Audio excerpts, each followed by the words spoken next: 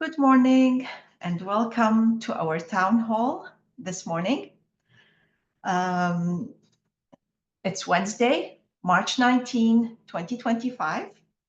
Spring is coming and travel plans are in process. So we thought there's no better person to speak to today other than Stan Gowin. Stan is the co-chair of the Reston V.I.P, which is the Visually Impaired Persons support group. Stan loves traveling, cooking, reading, and listening to music. Stan, the mic is yours. Okay, good morning, everybody. Today will be a good day to do some perambulation, my favorite form of travel. It's really nice that winter is coming to an end and we can get outside, hopefully walking around a bit before the summer heat gets us. So anyway, hope everybody can hear me. Yes, we can. Okay, great. I do quite a bit of traveling since I retired. I traveled some before I retired, but raising a family and working meant I wasn't as adventurous. I tend to, well, first of all, let me explain that I am visually impaired. I have a small amount of eyesight. As my wife likes to say, it's usually just enough to get me into trouble and not usually enough to help me. So that's where that is. I am a cane mobility person. I have quite a cane collection. I like lots of different canes for different purposes or just because some are nicer at some times than others. I'll talk about a couple of my canes in regard to traveling a little later on. What I hope to talk about is generally some ideas on how to make traveling by transportation, airplanes and airports, trains and cruise ships, less stressful. I mean, let's face it, if traveling freaks you out so much that you don't look forward to it, then why do it? But I'm of the opinion that with a few simple things to do and some advanced planning, you can really reduce your stress levels while traveling. And then you get to practice that maxim, which it isn't the destination, it's the getting there. Sometimes on airplanes, that's a little hard to believe, but for the other kinds of travel I do on trains and on cruise ships, there's no question that the journey is well worth the destinations, and sometimes even better than the destinations, depending.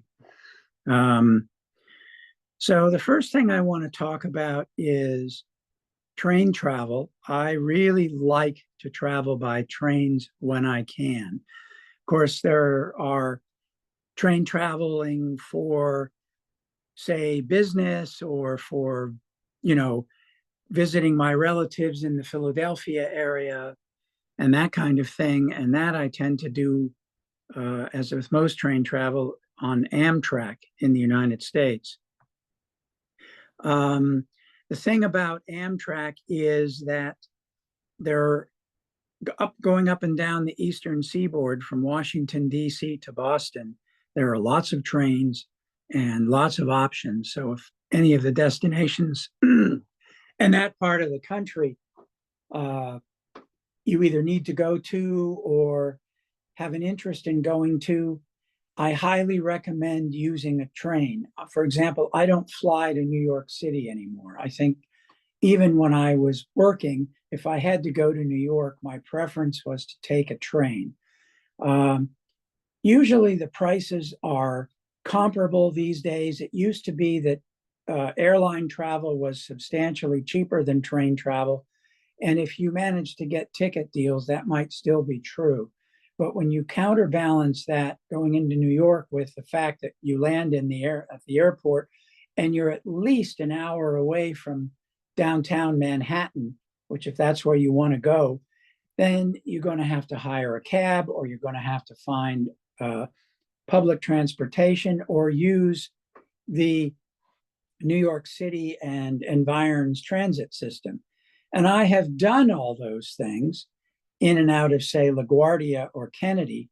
But I find if I'm really going to be spending most of my time in New York City, in Manhattan and its environs proper, I'd much rather take the train. You're right there in the middle of downtown. Under normal circumstances, you're a minimum of, maybe 10 or 15-minute cab ride to get to your destination, the hotel or wherever you're staying. And it's just lots less stress to travel on the train to New York than it is to fly there. Some tips about traveling by train is, and this is true for Union Station, the Penn Station in New York, and the name just went out of my head, the train station in Philadelphia. You can get what they call red caps, and those people will help you with your luggage. They will help you find a seat. They will come and get you and help you get to the proper track and even help you board the train. That takes a lot of stress out of getting on a train as a visually impaired or blind person, because number one, I've got someone else who's going to come and get me. I don't have to do the awkward thing of trying to use my cane and get the luggage through potentially a crowded train station. And and what I found is if I go by myself, I can usually ask somebody where the red cap stand is, or I can use Ira or Be My Eyes to help me find it. For Union Station, I go out of there enough that I know pretty much where it is. I also believe I know where it is in Philadelphia. I haven't been as lucky at finding it by myself in New York City, but getting someone to help you is pretty easy if you're using a cane or a guide dog, so it's clear that you have a vision impairment and are not just some strange person asking for help. Generally, people are more than happy to assist you. So once you're on the train, the conductor or the red cap can help you find a seat. And usually I tend to sit in what they call the disabled seating, where there's more room because they can get a wheelchair in there. I find that there's a little more leg room. It's also, unless you get unlucky and it's the totally opposite end of the car, it's also closer to the washroom, which is always a plus on a long journey, being able to get to the washroom. So the other type of train travel I've done is I've done a road scholar trip on historic railroads, and that was a tour. And that really wasn't destination traveling. That was actually being able to enjoy the experience of being on historic steam-powered trains for a couple of hours, to enjoy the ambiance. If you could see a little bit, there was scenery to see out the window. One of the trains even was called the Turkey Train, and they fed us a Thanksgiving dinner, which was better than almost any dinner I've ever had in a restaurant. They actually carved your piece of turkey off from the turkey right in front of you. So those are the kind of train trips you can take where it's all about the trains. Now, I would very much like to do the train travel in Canada. I'm looking very seriously at a couple of trips in 2026, where again, you're on the train as part of the journey, and it's the experience being on the train, and then maybe either stopping for the night and you get to stay in a hotel, which is the way the Rocky Mountaineer works, and some of the other trains in the Northern Rockies or in Canada work, or you are on the train for the duration. I have done some overnight traveling on trains. I traveled to New Orleans from Union Station, which was an overnight trip, and we did get the smallest sleeper cabin, and it was a tight fit. You had to move your table to get to the facilities to relieve yourself, but it was not uncomfortable. It was just you had to get used to the fact that, okay, if you're going to do this and do that, you just had to walk around a little bit carefully in a somewhat confined space. But it wasn't claustrophobic, and it was kind of fun. So before I go on, I'd entertain any questions or thoughts people have about getting around on trains. Stan, for accessibility, what do you do? I mean, do you inform them in advance when you book, or what do you do so they know that you need help? Yes. In the case of Amtrak, even with the app, you can indicate in the app that you're blind and that you need help. You can, if you call Amtrak, tell them the same thing. And it depends on how you want to book your ticket. If you want to book by telephone, then you might as well tell them, although they really try to get you to book through their app. For tours on trains and that sort of thing, whenever I go on any kind of an official guided tour, I always tell them that I have a visual impairment. It usually doesn't get in my way, but then they're not caught off guard when I show up, because I've had situations where I've shown up for something and they've looked at my white cane, and this was a day trip, a hiking trip in Puerto Rico, and they just refused to take me. They said, "Oh, we can't be responsible if you hurt yourself on this hiking trip or whatever." And I'm sure I could have handled it, but I decided, because there were a whole van full of people, I wasn't going to hold them up and make a fuss. There are some other people, or in some other times in my life, or under different circumstances, I probably would have been much more vehement and said, "Yeah, I'm going, my responsibility, but I'm going." But on that particular day, I just didn't want to deal with it. But that's why I say to people, if you're making plans in advance, and this is also true for the airlines and on cruise ships, always let them know that you have a visual impairment. Stan, we have a question. Janice? Thanks, Tara. Stan, you said they like you to use the app. When you use the app, is a sighted person helping you, or is the app user-friendly to visually impaired people? The app is pretty friendly. I use it with VoiceOver on my iPhone or iPad, and it works pretty well. It isn't perfect. Very few apps are, but I find I can book my transportation by myself. Perfect. Thank you.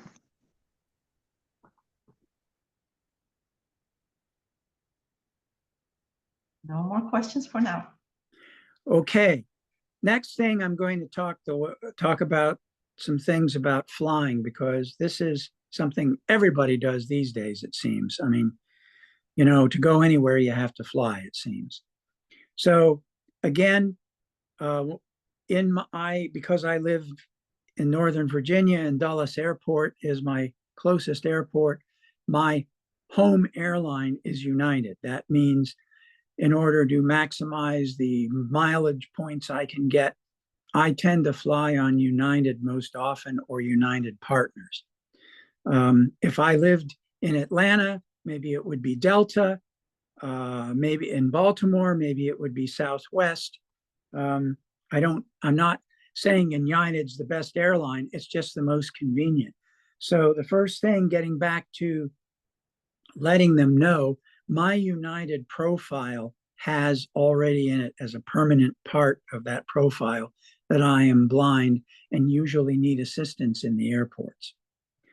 And the way I do assistance in the airports is I always get a wheelchair, even in Dulles, where I know where I'm going. And I do this for 3 reasons. Number one, I have found that when you say, "Oh, I don't need a wheelchair, I just need to, have someone guide me so I can find my gate," I find those people aren't trained to do that. And they don't understand the complications of, say, me using a cane, or another person maybe using a guide dog, and still having to handle their main luggage until they check it, or any carry-on luggage if they happen to have anything other than a backpack. And I find it has led in the past, back when I was working, for example, and I wouldn't use a wheelchair, it's led to some awkward situations. And because they seem to be Johnny on the spot bringing a wheelchair, and if you say you want a guide, they might not turn up as quickly. I've had situations where I've almost missed flights. So that's reason number one. Reason number two, particularly when I travel with my wife, when my wife and I travel together, sure, she can help get me there and guide me and quote, make sure I don't get lost, quote unquote. And I'll explain that in a second. But it adds to her stress. If after we check our luggage, if she has a little roller bag we're going to check, and I have a roller bag I'm going to check, and I'm using my cane, then I don't have a hand to, put in the crook of her elbow or what have you. And it always happens. Some people who don't watch where they're going will cut me off, get in between my wife and myself. She won't realize that I'm no longer directly behind her. She'll get way out ahead of me, and I will be having trouble catching up because I still have to use my cane. I don't want to run over people. And sometimes I have to say, hey, Susan, are you there? Something like that. So I know exactly where she is. So because of that, and because, as she puts it, I don't like walking backwards through the airport to keep an eye on you, I get a wheelchair, because then she's only responsible for hauling her carry-on, and she can walk alongside while the person pushes me in the wheelchair, and she doesn't have to worry about me in the airport. Now, it's really true that 99 out of 100 times, if we get separated in the airport, everything is going to be fine. But this isn't about what actually happens. This is about her stress if something bad were to happen. And as any person who, especially a man, will tell you, if they've learned anything in their married life, is that happy wife, happy life, and reducing her stress levels while we travel is 100% guaranteed to make her happy. She used to, when we traveled without the wheelchair, by the time she got on the airplane, she was grumpy. And hey, who wants to start a trip, especially a pleasure trip, being grumpy? So I use a wheelchair. The last point about using a wheelchair is you can easily ask them to help you do some things on the way. Number one, they will help you get situated when you go through security. Now, I don't need the wheelchair to go through the actual scanners. What I do is I tell them, okay, once they've examined my IDs and I've given them my carry-on stuff to go in the bins to be scanned, I get out of the wheelchair and I tell the agent, the security agent, what I'd like you to do, I'm going to come toward the scanning thing the scanner that you walk through. I'm going to put my hands together out with my arms extended in front of my body. And I said, what I'd like you to do is reach through and just take my hand and make sure I'm walking straight toward you. Because of course, if you miss and you hit the side of the scanner, the alarms go off and you have to go through it again. If the second time you don't get through it, then they subject you to a wand search. And let's face it, we'd all like to avoid that if possible.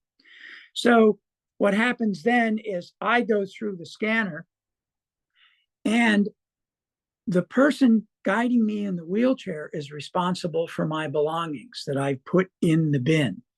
In other words, what would happen if my wife was going is she'd have to find my belongings in the bin and her belongings in the bin, give me mine and take hers, all while trying to get out of everybody's way who's also just come through the scanner to be scanned. So this way, if she goes first or if she comes behind me, we're not, how can I put it, linked together while we go through, get scanned and picked up our belongings. The person who pushed me in the wheelchair will hand me back everything that I gave him or her to go through the scanner. And Susan can take care of herself, my wife, independently of me. And then again, it lowers her stress, it lowers my stress. So now we're on the way to the gate. And if I need to use the washroom, then the person can take the wheelchair close to the washroom. I can go in, do what I need to do, come back. If I happen to want to get a cup of coffee, again, assuming I have time, then the person with the wheelchair will take me to the line in Starbucks or whatever and wait patiently. And here's the last thing, that word time. I find, number one, we should always get to the airport at least an hour before the flight, and better an hour before the flight departs. Boards. In other words, before, let's say the flight leaves at 8:20, it probably boards at 7:40. I like to be there an hour before that 7:40. And of course, for an international flight, one has to be 2 to 3 hours early. And being early is another way to reduce your stress. And going in the wheelchair means we get through the airport much faster. And sure, okay, that means I'm sitting at the gate in my chair maybe longer than a normal person would. But hey, that's what a talking book is for. I can actually start listening to my book if I've got that 35, 45 minutes to wait for the plane. And the thing I want to say, a lot of people are self-conscious. They say, oh, gee, I just don't want people to see me in a wheelchair. And everybody, you have to do what's comfortable for you. But my riposte to that is 99.9999, how many nines you want, of people in that airport are never going to see you again. They don't know you. They don't care. The only one that's worried about it is you. So if it's a matter of being self-conscious, I don't see any reason to do it. If you could get through the airport more comfortably with less stress in a wheelchair, then who cares what everybody else thinks? You're not going to see him again anyway. Once I get on the plane, and I don't need the wheelchair to get on the aircraft. So once they drop me at the gate, I tell them they can go, because once I'm at my seat at the gate, I can board the plane without any additional assistance. There are times when I get additional assistance. I'll talk about that a little bit. But what I do is I report in to the desk, make sure they see my cane, and when they look me up, they'll see that it's in my profile that I'm blind, so that I am eligible to pre-board the aircraft. This is another reason to take a cane, or of course, if you have a guide dog, you're going to take her or him anyway. But the point is, so the airline knows you might need extra time to get on the plane and find your seat. Therefore, you're entitled to pre-board. Even on Southwest or airlines where there isn't seat assignment, you're allowed to pre-board, which, believe me, for an airline like Southwest, that's great. I can get an aisle seat close to the front of the aircraft, get my carry-on luggage stowed in the bin, and life is golden. All I have to do is get out of the way when the other two people in my row want to come in and sit down. Pre-boarding is a wonderful thing. And my wife can pre-board with me because they consider her like a personal care assistant, which is what Metro Access calls her. The point is, again, it reduces stress. It means I'm sitting comfortable in my seat on the airplane, not in anybody's way, and I can watch everybody board the plane and be glad that I'm not in that long line that's not moving down the aisle to get on the aircraft. So now I'll take questions on flying, and maybe I'm hoping there's some, and then I'll talk briefly about international. Stan, I have a question. You mentioned you show your IDs. Is there any specific ID or certificate you have that you could show? Anything? Well, I don't have one that specifically says my vision impairment, except that my quote driver's license is a non-driving license. In other words, it's not a legal driver's license. But there are a lot of people who can see who have non-driving licenses for various reasons. The main thing is that I don't always print my boarding pass. So I'm really happy that my boarding pass can be put from the United can be put in my Apple Wallet. And that means on my iPhone screen, even when the phone is locked, there's a tab there that keeps me updated on the status of the flight and things in the airport. And I just have to double tap it and boom, my boarding pass comes up on my wallet, and it can be scanned when you are getting ready to go through the gate door and get on the aircraft. Okay. Janice. Stan, do you use the TSA pre-check, and does that help in any way? I do use it. I highly recommend it. I find that not having to take off my shoes is worth probably 10 times the fee it costs for the TSA pre-check, especially since I travel a lot. It used to be that the TSA pre-check lines were shorter than the regular lines, and I've noticed recently that in some airports that isn't true. But even given that, I find it's much easier to get through security with TSA pre-check. Because I travel internationally, I also use Clear, and I'm in the program that the State Department has where they can look at your Face ID when you come back into the country.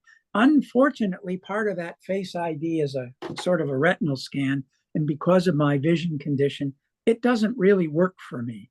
But they try it 2 or 3 times and then say, okay, your ID, you're good. Right. And of course, obviously, you need to have your passport. You need to, and whatnot. Any other questions? But that's a good segue into a couple things I found about international travel. What's Clear, Stan? Can you explain? Clear is like TSA pre-check, but it has, it's recommended for people who do more international traveling. And it has tighter links to the State Department, the people that issue your passport. I think we have one more question from Chris. Real quick, Tara, regarding Clear, about how long does it take to obtain clearance? The first thing, just like when you do TSA, you have to go somewhere and present identification that's more than your phone bill and even your license. I had to present my passport, and I did it at Dulles. And for Clear, I had to do the same thing, although they because I already had TSA pre-check, it cut it down a little bit. I think we waited like 3 or 4 weeks, but I did this back in 2018, and we just had to renew our Clear and TSA, and because we did it before it expired, that was almost that just took, here's the money, our information is yes, it's still the same, and within 24 hours we had the renewal. To get it originally, I think it was 3 or 4 weeks maximum. I've heard horror stories of passports taking months. So I think the first thing, if you're going to travel internationally, if you don't have a passport, apply for the passport first. Make sure you get that taken care of. That makes doing all the rest of it a lot easier. Stan, we have 2 questions. One from Chris. Chris, do you want to? I was going to just mention, Tara, for me, Clear was something that was beneficial and easier to take after I got TSA pre-check, because the identification process, was predicated on TSA pre-check, the documentation that was provided. Global entry was more beneficial for me internationally traveling than Clear, which was similar. And then Clear also does a thumb scan for those of us with vision issues. Sometimes where the retina scan doesn't work, the thumb scan and fingerprint has always been helpful for me. Okay, thank you, Chris. Joe, you have your hand raised. Joe, you're still muted. Can you unmute yourself, Joe? You are still muted, Joe. Okay. We will get back to you, Joe. Okay. Okay, Stan, we'll get back to Joe later. I think there's somebody else. iPad? That's me. Okay, please go ahead. I'm Janice. I have a couple of questions. Great subject. I have a couple of questions. I heard TSA pre-check. I heard global, and I also heard Clear. Now, which one would be advantageous for traveling occasionally? Yeah, if you're traveling in the United States, TSA pre-check.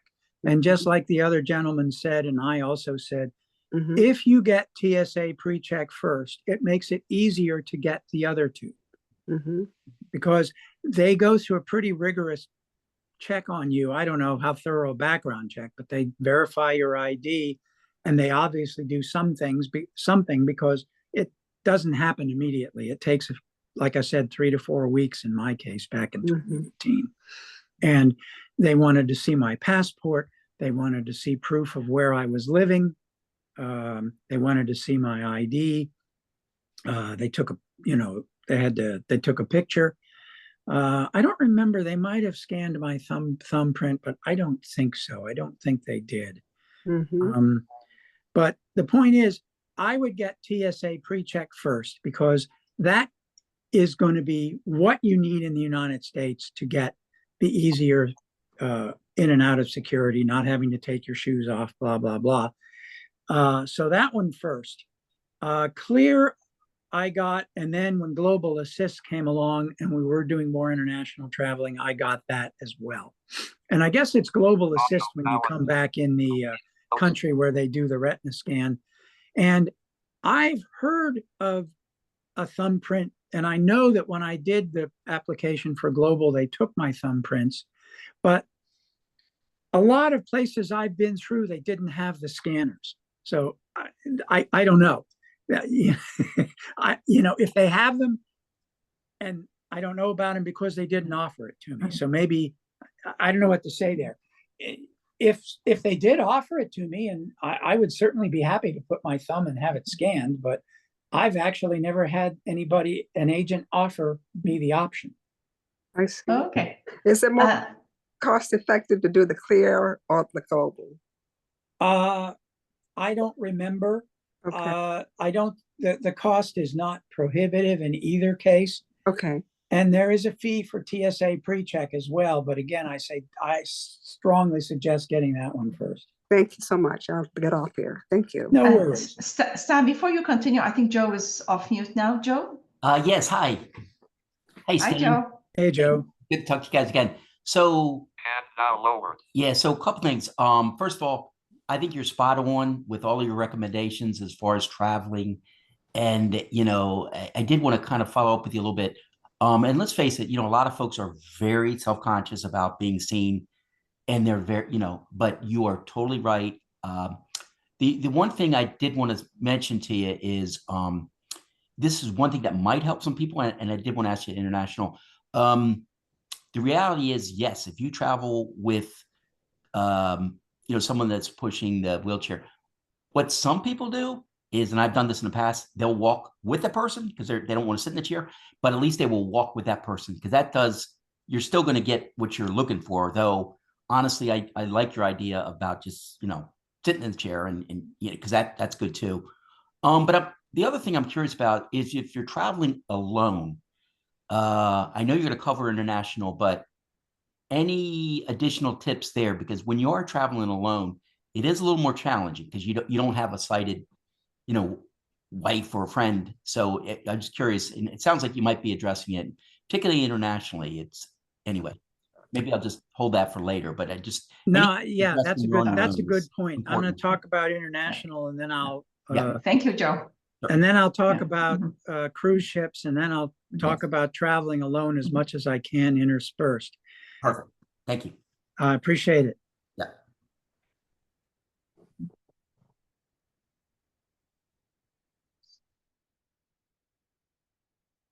Stan, I think you're muted.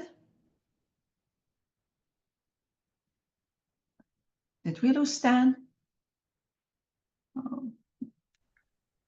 I don't know how I got muted. You're back. You're back. I don't know how I got muted. I didn't push a button. Okay.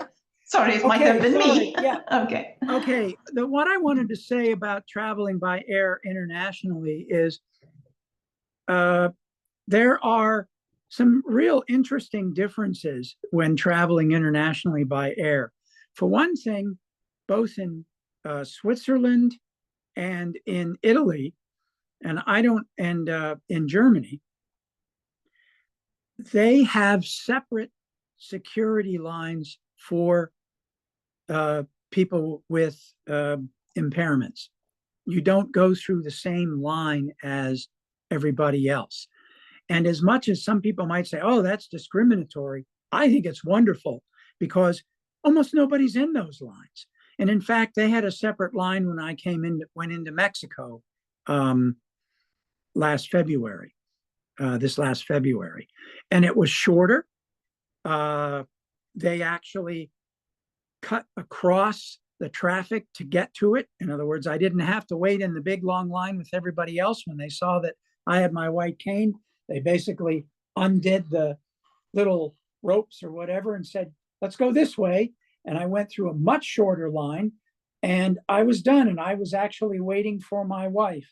In one case, in the other cases, in Switzerland and in Italy, she got to come through with me.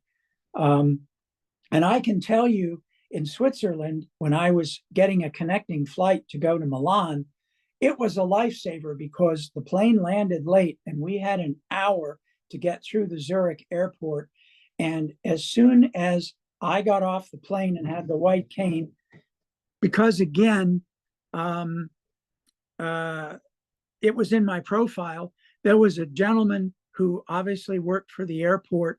He took my wife and I, put us in a van, drove us outside behind all the scenes where all the maintenance stuff was done to the other terminal.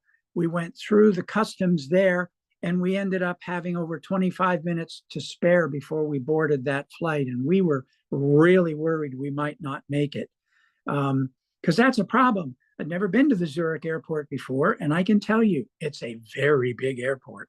So that was wonderful. The other thing about international, and this has to do with traveling anyway, you need to come up with a system where your documents are organized but safe. I carry a man purse. It's a pouch, and it has zipper pockets. I'm not so worried about when I go through airports or things like that of pickpocketing. I'm not saying it never happens, but usually not in an airport or place like that. So I just want to make sure that my passport, I have a particular zipper pocket. I always put passports in, and I say passports because I also keep my wife's passport because she has enough to keep track of. And I have another zipper pocket that I have my ID. And if I have a printed boarding pass, I'll put that in that pocket. And then, of course, I have a separate pocket where my phone is. And I always use the same pocket all the time. Put the stuff in, zip it up, take it out, show it, put it back, zip it up. Because it's really time consuming if you forgot, oh, where the heck did I put my boarding pass? Let's say you printed it. Which pocket did I put it in? Meanwhile, you might be doing this and people are standing in line behind you. And that makes it more stressful for me because I don't mind if they think I'm blind. I don't want them to think I'm incompetent. So stay organized. The other thing I'll say about international travel is I've never really found language barriers to my travel. I'm not saying everybody I interact with knows English, but they understand enough that if I learn a couple of phrases, like if I learn buongiorno in Italy for good morning, or buenos dias in Mexico, that's an icebreaker. That makes that person feel just a little more comfortable. And what you want is you want that person who's assisting you to feel comfortable too, so that, they might do that one little tiny extra thing you might need, like showing you where the washroom is or what have you. So just little things like that. Always be courteous. And if someone is helping you in the airport, have bills. Like typically I tip between $5 and $10, the person who pushes my wheelchair. Those people aren't particularly well paid. They may have worked extremely hard to get you through the airport, particularly in the case where they might have to take you to a totally different terminal. And they deserve a tip. So don't forget them. They appreciate it very much if you tip them.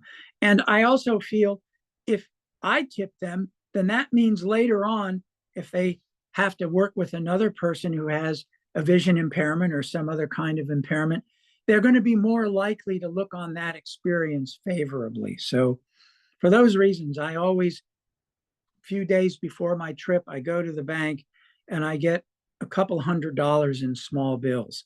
By that, I mean 5s, 10s, and 20s, which I guess a 20 isn't a small bill, but so that I'm ready to tip people who help me. And that's the people in the airport, but it also might be the person who greets me in a hotel and shows me to the desk and says, I'll take your luggage upstairs. I'll help you get your luggage upstairs. Well, again, that person is counting on a tip, really, and I'm happy to give one. So don't be stingy is all I'm saying. Any other questions on air travel and international? And then I want to do cruise ships, and then I'll talk about traveling alone. Because I am cognizant we're going through time. Tara, real quick, I just wanted to echo what Stan said about speaking in someone else's language. Because sometimes Americans aren't looked on favorably. So if you go to that extra mile to show, you know, I'm willing to communicate with you on your terms, it goes a long way. Yeah, I agree. You don't have to be fluent. You just have to say enough that they understand that you're trying to be, you know, go that little extra bit to be friendly and meet them on their terms.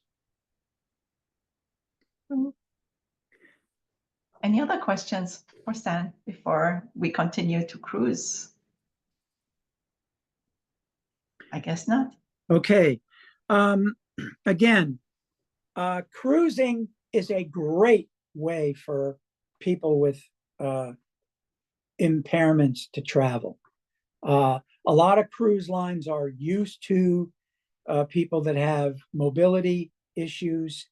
They certainly can accommodate wheelchairs and scooters and all kinds of things I've seen on cruise ships. They can also help you if you're visually impaired. Again, for the cruise lines I cruise most often, which are Cunard and Princess, it's in my profile that I'm visually impaired. I actually indicate that I'm blind because I don't tend to try to get into the distinctions of, well, I can't see at all or I can see a little bit. I'm legally blind, so I'm blind. That just makes it easier. Couple things to note about cruising as a blind traveler. Number one, make sure you, if you're going to take a guide dog, make sure the cruise line knows about it. Most cruise lines have the ability to handle service animals and will allow them in most parts of the ship as long as they stay with you. They, for example, if you have a guide dog, they have rules. You can't leave the dog in the cabin by herself while you go off and do things on the ship. If it's a service animal, it should be with you.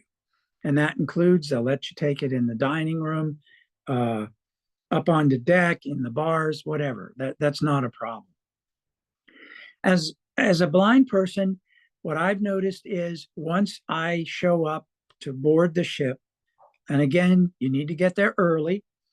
I usually like to be there about an hour and a half early. They will often let you go on the ship a little bit ahead of everybody else who's there at the time you get there. Their reasoning is you can take your time going up the, however, the gangplanks or gangways, not gangplanks, sorry, to get on the ship. Then you get greeted by someone, and you can, at that point, if you want to go, say, to the purser's office for some reason, you can say, I'd like to help getting to the purser's office. And even though that person probably as a greeter can't leave her post, she can flag down a crew member to help take you to the purser's office or somewhere you need to go. Now, for those who haven't cruised, you should understand that when you go on board, you don't have to worry about your luggage. You take your luggage and you check it, and they take it from you. You go on board, and the luggage will show up at your cabin later that afternoon. So you can go to your cabin, but your luggage won't be there right away. And I generally don't. I generally use that time to start looking for a comfortable place to sit, maybe have a beverage, or if I'm hungry, maybe they have, I can get something to eat. But the point is that I'm not in a real hurry to get to my cabin because I can't unpack or anything until my luggage gets there. So yeah, if I have a carry-on piece, that means I'm carting it around with me, but it's usually pretty easy to find a comfortable place to sit and park the luggage out of everybody's way. Again, and if you need help, the crew people are more than happy to help you. There are some important reasons as a blind person you want to tell the crews about your vision impairment. Number one, if you need it, they'll give you special, more personalized instructions for finding your lifeboat station and how to put on your life jacket and all that sort of thing. And it's just like the briefings on the airplane. You hope you'll never need it, but you might as well understand where you need to go and what you're supposed to do. Because the last thing you want to happen is if a real emergency does occur, you don't want to be in a situation where you haven't a clue what you should do. Also, if you do that, they will assign, the steward or someone will be assigned to make sure you get guided to where you need to go in an emergency. And even when my wife has said, well, I can take him, they'll say, no, ma'am. If it's an emergency, I will come and I will get both of you, but mostly I will get Stan and I will make sure he goes where he needs to go. And that is a nice peace of mind.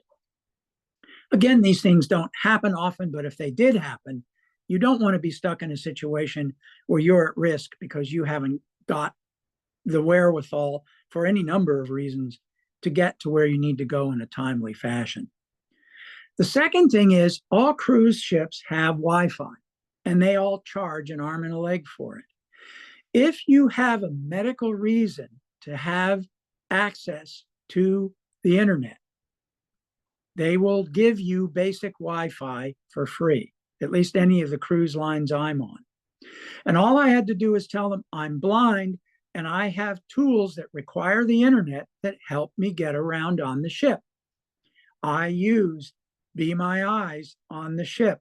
I use the AI feature. I don't use the call somebody feature because generally speaking, if you're out in the middle of the ocean, it's going to cost an arm and a leg to get cell service from the ship to, say, somebody back in the States to look at your phone and tell you where to go. But I will use Seeing AI to read placards and whatnot around the ship. I've used Be My AI to take a picture of ship menus that are posted or other things around the ship to tell me about scenery or what have you, that's going to help me learn my way around the ship. And that's the other thing I do. The first day I'm on the ship, once I go to my cabin, I figure out where my cabin is. And all cruise ships I've been on have fairly large raised print for the cabin numbers, and they have Braille somewhere either under or next to the cabin numbers. Now, the print isn't so large that many people that are legally blind can see it 3 or 4 rooms away. But what I usually do is I figure out, and I can use my cane to feel along the corridor. I figure out, first of all, I ask which way is the closest exit to the elevators and the stairways. Then I figure out which direction I need to turn when I leave the cabin, whether I need to turn left or right. And then I figure out how far away it is. And then I start practicing. First thing I do is I'll walk from the cabin to the opening to where you would go into the little, I almost want to call it a lobby area where all the stairwells are and where the elevators are. Because on most ships I've been on, any of the big ones, the elevators are close to where the stairs are. The point is, then over that afternoon, I will gradually work my way further and further away and then start going. Let's say I'm on deck 6, which is all where all the cabins are. Well, in order to say, find the restaurants, the dining room that I know is on deck 3. So I tend to use stairs on ships more often than elevators, just because I can keep track of what floor I'm on more easily. Elevators on most cruise ships do have Braille, but whether they have audible indications of what floor you're on is hit or miss. Sometimes they have ringing bells, sometimes they don't work, and therefore you just don't know, what floor you're on. And this is also a problem in some hotels. But at least there are Braille markings on almost all modern cruise ships. And on some cruise lines, there are Braille markings underneath the handrails that you use to go up and down the stairs. So when you get to the 3rd floor, if you can feel around and you can actually find the place under the railing where there's the Braille number and then 3, and okay, this is the 3rd floor. And then, of course, the hardest part, and even sighted people have this trouble on ships, knowing which way is fore, as in the front of the ship, and aft, as in the back of the ship. And it's a running joke. I usually learn my way around, particularly if I've been on that class of ship before. I usually learn my way around the ship pretty well by the afternoon of the 2nd day. And on my last cruise on Cunard, I kept running into the same lovely lady and giving her directions to places she hadn't been before. And all these people were just flabbergasted. He's blind and he's telling her how to find places on the ship. Well, yeah, if you learn your way around and you pay attention, you can help a sighted person find their way. And I enjoy doing that. Yeah, it's a little tiny feather in my cap, but people help me all the time. I love to help them. In terms of the buffets, some cruises give you help, like on Cunard and Princess. When I go into the buffet, I can stop at the maitre d's desk and say, my wife is going to be joining me here in a little while. Can you help me find a seat for 2 people? And can I ask you to get me a cup of coffee and a cup of orange juice? Now, if my wife isn't coming, once I'm seated, I'll say, can you help me go through the buffet line?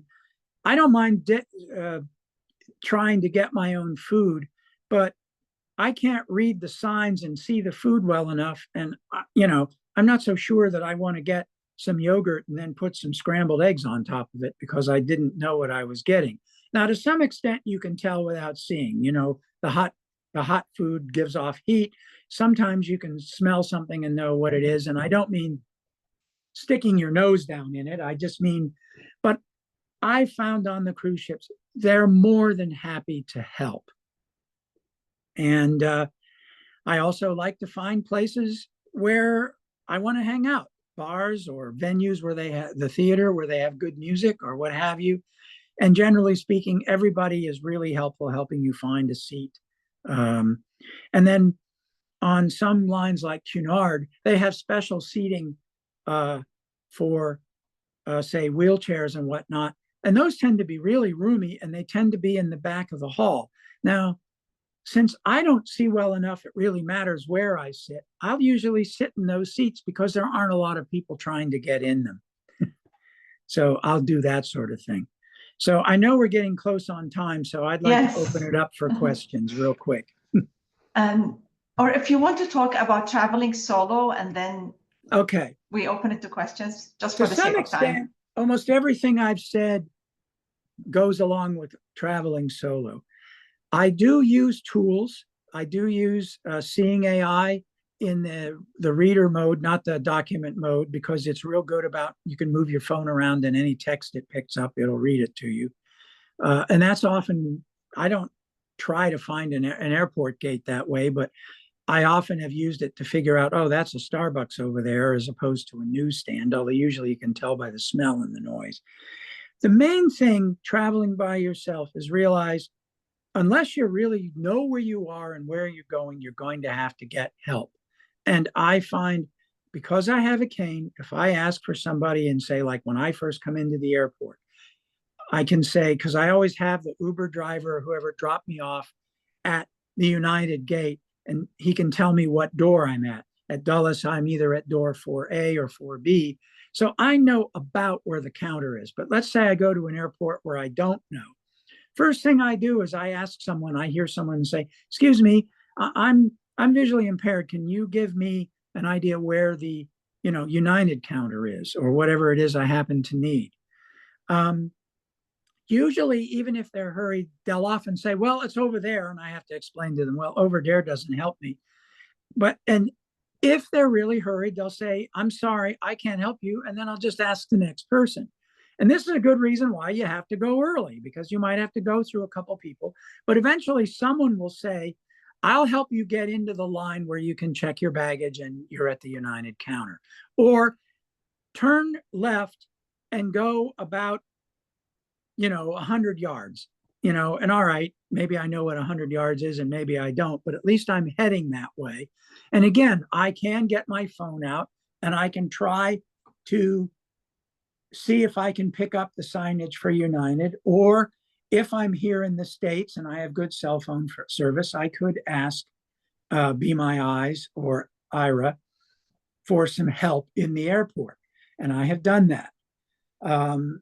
Again, it's being patient, it's exercising your good mobility skills and asking for help. Once I get to the luggage counter and check my check-in luggage, if I'm not doing just carry-on, and I've registered, then I ask, where can I get wheelchair assistance? And usually someone will take me either at Dulles, it happens to be right behind the United counter, so it's easy, but it didn't used to be there. They will take me and say, wait here, and I will call for a wheelchair, and they will come and get you. And once that happens, then I'm golden, because I know I'm going to get to my gate. I know I'm going to be on time, and I know I'm going to be on the airplane. And so, hey, I'm not stressed out anymore. Life is good. So I'll take questions on that, because it really is, again, just being able to interact with people, being able to say, I really do need some help, and make sure you thank people. Again, iPad has a question. Excuse me, I have a quick question. What a great subject. I have a question. I think I missed it regarding the cruising. I know you said red cap for trains, and you said there's assistance also for plane rides. What about the cruising? Is there someone to help you get to wherever you get in line to get Yes. Okay. I have found there are always people to help.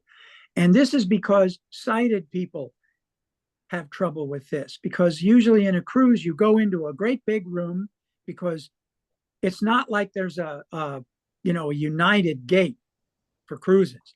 So different cruise lines may use that same dock at the port at different times.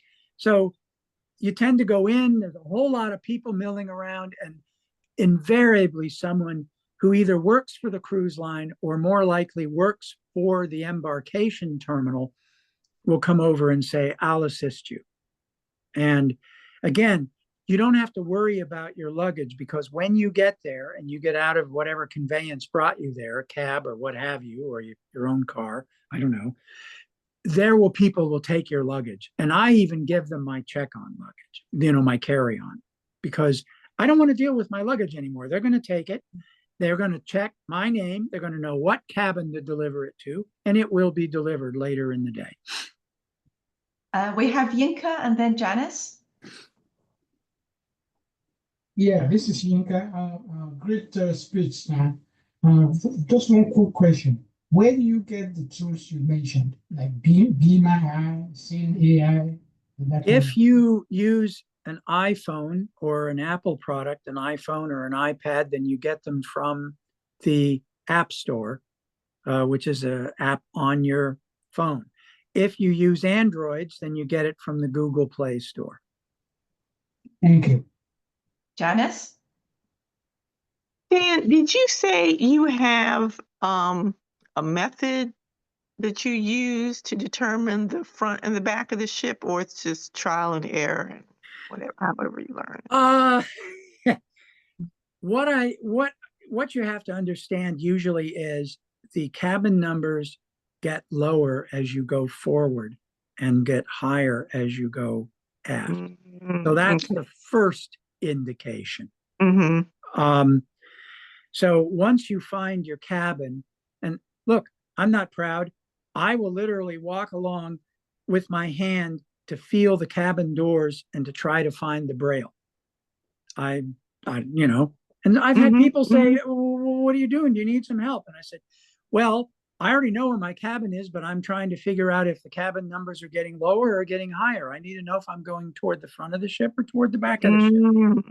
And then once you know in relation to your cabin, it gets easier.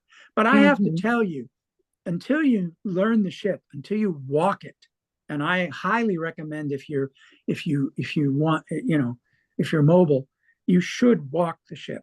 It's really important. You get acclimated a lot faster if you get out and walk around. And again, if you get lost, you say, hey, I'm lost. Can you help me find blah, blah, blah? Right. And do you know just basic Braille, like the alphabet and the numbers? Yes. Okay. I don't know enough Braille to be a book reader or a magazine reader in Braille, but I can read Braille labels and I can read Braille numbers. And that is almost always all I need. I can read a Braille menu if I have to, but it's faster to use my phone to scan a print one. Thank you. We have no, it's the same question. In tools such as Seeing AI, you answered this question, Stan. Stan, I think we need a sequel to tell us about your adventures and where you have gone to. One last thing, you mentioned the canes that you wanted to talk about. Can you just talk briefly about the 2 canes that you would recommend for travel? I wanted to talk in particular if you're a more adventurous traveler. There are now canes from companies that are more durable than the typical canes we use to get around in the cities. My favorite are made by a company out of Sedona, Arizona. The company is called Werewolf Gear, AWAREWOLFGEAR.com. And Tara, I'll send you a link to the website so you can let people know. These canes are designed for blind hikers. And I have actually gone hiking in the Red Rocks of Sedona with Dave Epstein, who is blind and designed this cane. It is a durable cane. I feel extremely safe on it, even clambering over difficult rocks.